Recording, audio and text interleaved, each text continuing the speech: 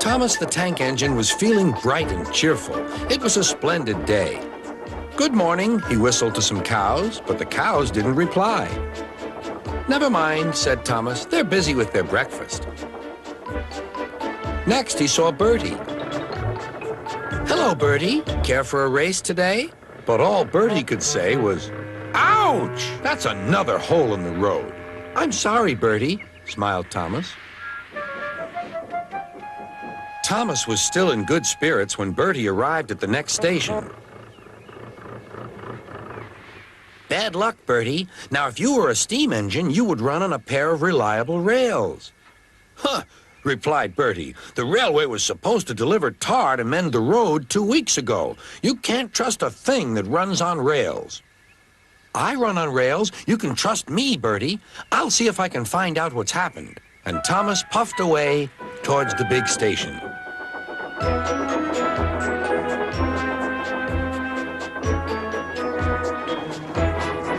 James was snorting about in the yard. "It's too bad," he grumbled. "Percy goes to work at the harbor and I do his job. Here, there, and everywhere. Take that!" "Oh," groaned the freight cars. "Just you wait. We'll show you." Gordon laughed. "I'll tell you what, James. If you pretended to be ill everywhere, you couldn't shunt freight cars here or go to the quarry there, could you?" "What a good idea," agreed James. "Look, here comes Thomas. I'll start pretending now." Thomas was sorry to see the engines looking miserable. "Cheer up," he puffed. "It's a beautiful day." "Yes," grumbled Gordon, "but not for James." "What's the matter?" asked Thomas. "He's sick," replied Gordon. "Yes, he is. I mean, I am," stuttered James. "I don't feel well at all." "Don't worry," said Thomas kindly. "I'll help out if you're ill." Gordon and James snickered quietly to each other. Some of James's cars were coupled behind Thomas, and he steamed away to the quarry. The cars were still cross. "We couldn't pay James back for bumping us, so we'll play tricks on Thomas instead. One engine is as good as another." But Thomas didn't hear them. He collected all the stone from the quarry and set off back to the junction.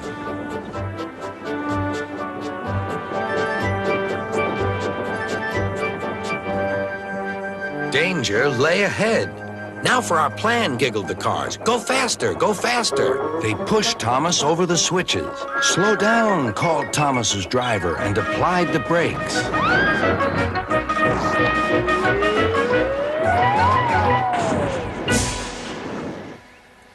Poor Thomas stood dazed and surprised in a muddy pond as a toad eyed him suspiciously.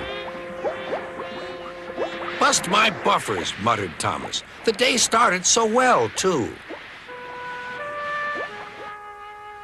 Duck pulled away the cars, and Edward helped Thomas back to the junction.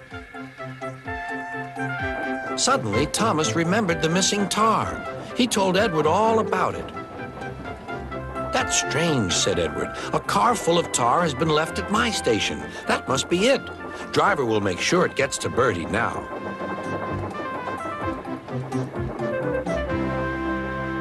Later, James spoke to Thomas. "I'm sorry about your accident," he muttered, "and so is Gordon. We didn't mean to get you into trouble." "No, indeed," spluttered Gordon. "A mere misunderstanding, Thomas. All's well that ends well." Just then, Bertie arrived. He looked much more cheerful. "My road's being mended now." "Oh, I am glad," replied Thomas.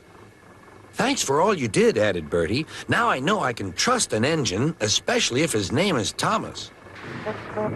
Gordon and James puffed silently away to the shed, but Thomas still had company. "Well, well," he sighed, "what a day for surprises." The toad, who was looking forward to a ride home, noisily agreed.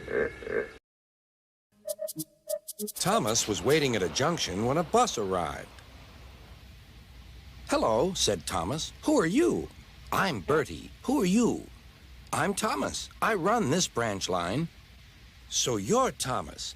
Ah, I remember now. You got stuck in the snow. I took your passengers, and Terrence the tractor pulled you out. I've come to help you with your passengers today." "Help me," said Thomas. I can go faster than you. You can't, said Bertie. I can, huffed Thomas. I'll race you, said Bertie. Their drivers agreed to the race going ahead.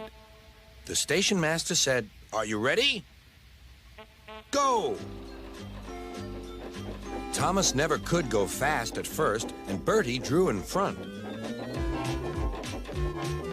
"Why don't you go fast? Why don't you go fast?" called Annie and Clarabelle. Wait and see, hissed Thomas. "He's a long way ahead," they wailed. But Thomas didn't mind. He'd remembered the level crossing.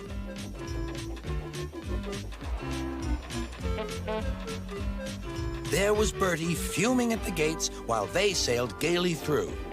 "Goodbye, Bertie," called Thomas.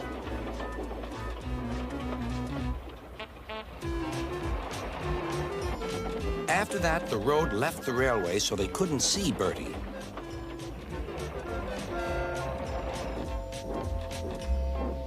Then they had to stop at the station to let off passengers.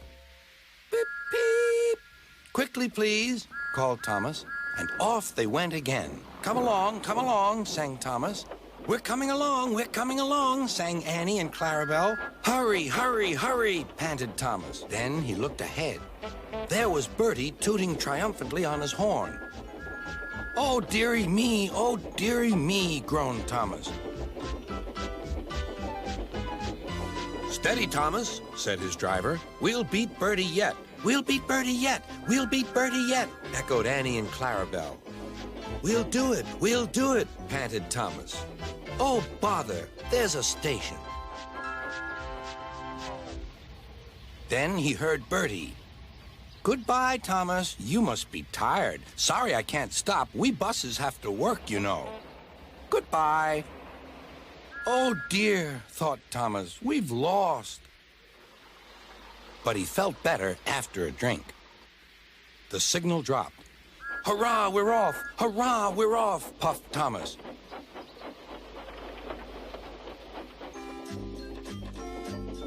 As they crossed the bridge, they heard an impatient honk, honk. There was Bertie waiting at the traffic lights. He started with a roar and chased on after Thomas again. Now Thomas reached his full speed. Bertie tried hard, but Thomas was too fast. Whistling triumphantly, he plunged into the tunnel, leaving Bertie toiling far behind.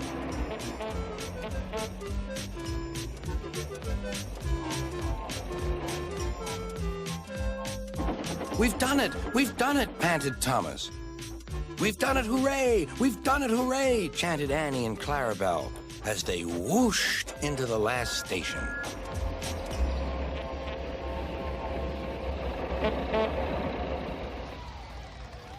Everyone was there to celebrate Thomas's victory, but they gave Bertie a big welcome too. Well done, Thomas, said Bertie. That was fun, but to beat you over that hill, I should have to grow wings and be an airplane.